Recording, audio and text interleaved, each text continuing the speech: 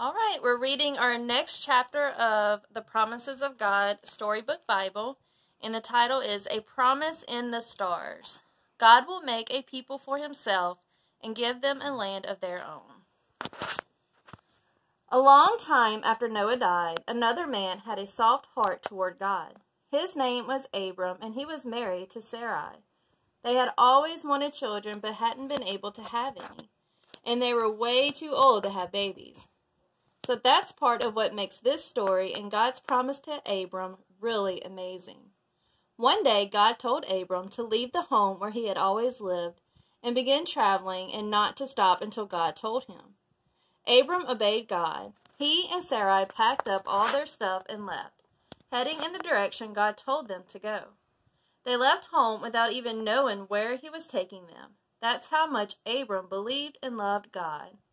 After a very long time of traveling, they came to a beautiful land with all sorts of plants and trees that made food.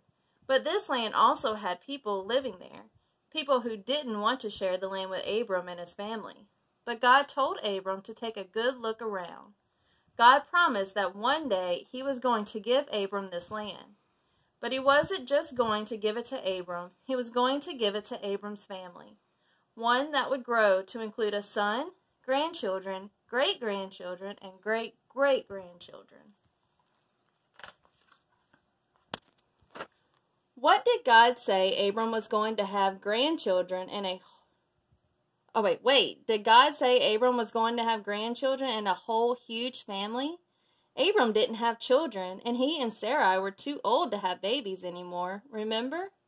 Well, Abram knew that, but he believed God because God had just made him a promise. And Abram knew God always keeps his promises. Abram bowed down and made a special place there to worship God because he believed that one day God would give him that special, beautiful land. But not yet. God told Abram and Sarai to keep going, so they obeyed and traveled on.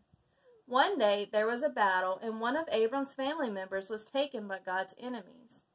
Abram knew that God would protect them, so he gathered all his male servants and family members and led them into battle. His army sneaked up on the bad guys at night, and God protected his people. They won the battle easily. In fact, Abram was so successful that the king of the land offered a blessing to him and to God because the king knew that Abram must be blessed by God. After that, God told Abram not to ever be afraid because God would always be his shield.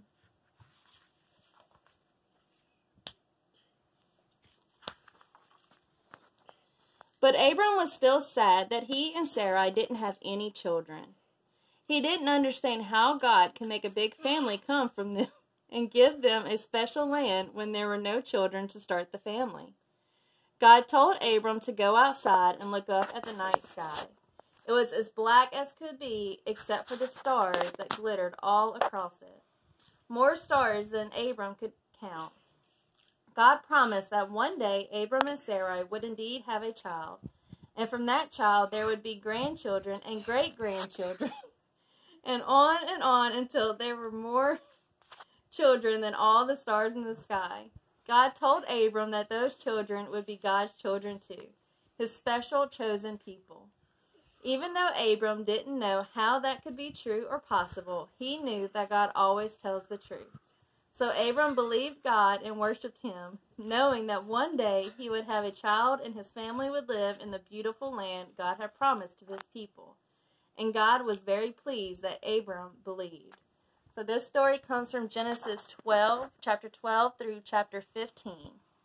And the questions to go over with your parents are, what did God tell Abram and Sarai to do at the beginning of the story? If God told you to go on a trip and leave your home, what would you take with you? What did God promise to give Abram and his family one day?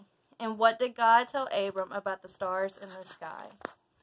All right, guys, that's it. Bye.